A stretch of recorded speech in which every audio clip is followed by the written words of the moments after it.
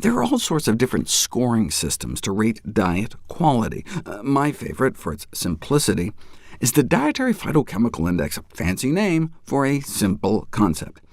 It's just the percentage of your calories from whole plant foods, so 0 to 100. The average American diet has a score of 12 out of 100. So like on a scale of 1 to 10, our diet is a 1. You can split people up based on how they score, and show how the higher you score, the better your metabolic markers when it comes to diabetes risk. There appears to be like this stepwise drop in insulin resistance and insulin-producing beta cell dysfunction as you eat more and more plant-based. And that highest group was only scoring about 30. Less than a third of their diet was whole plant foods, but better than the lowest, which was down around the standard American diet. No wonder. Diets centered around plants, emphasizing legumes, beans, split peas, chickpeas, and lentils, whole grains, vegetables, fruits, nuts, and seeds, and discouraging most or all animal products, are especially potent in preventing type 2 diabetes, and as a little bonus, has been associated with much lower rates of obesity, hypertension, hyperlipidemia, cardiovascular mortality, and cancer. And not just preventing type 2 diabetes, but treating it as well. A systematic review and meta-analysis found that the consumption of vegetarian diets is associated with improved blood sugar control. But how much improved? Here's one of the latest trials.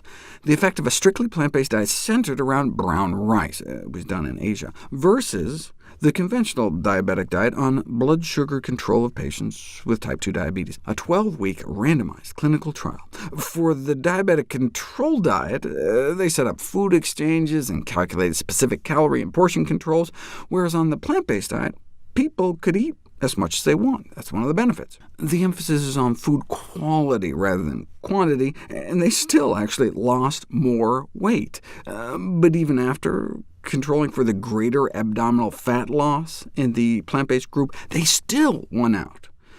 Of course, it only works if you actually do it, but those that pretty much stuck to the healthier diet dropped their A1C levels 0.9%, which is what you get taking the leading diabetes drug, but of course only with good side effects.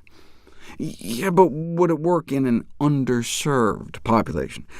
The impact of a plant-based diet support program on mitigating type 2 diabetes in San Bernardino, the poorest city of its size in California.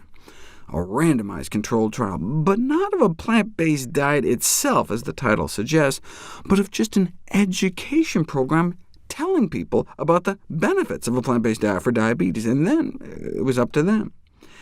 And still got a significant improvement in blood sugar control.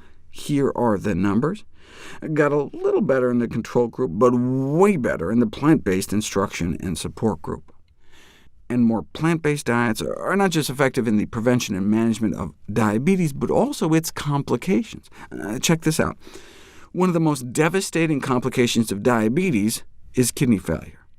This shows the decline in kidney function in 8 diabetics in the 1 or 2 years before switching their diets. They all showed this steady, inexorable decline on a fast track to complete kidney failure and dialysis. But then they switched to a special supplemented vegan diet, and their kidney decline was stopped in its tracks. Imagine if they had switched a year or two earlier. Most diabetics don't actually end up on dialysis, though, because they die first.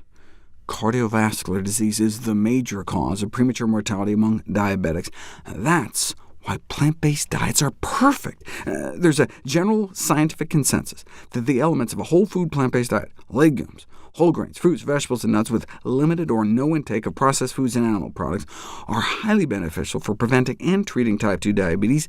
Equally important, plant-based diets address the bigger picture by simultaneously treating cardiovascular disease, our #1 killer, along with obesity, high blood pressure, lowering inflammation, and we can throw cancer into the mix too, our #2 killer.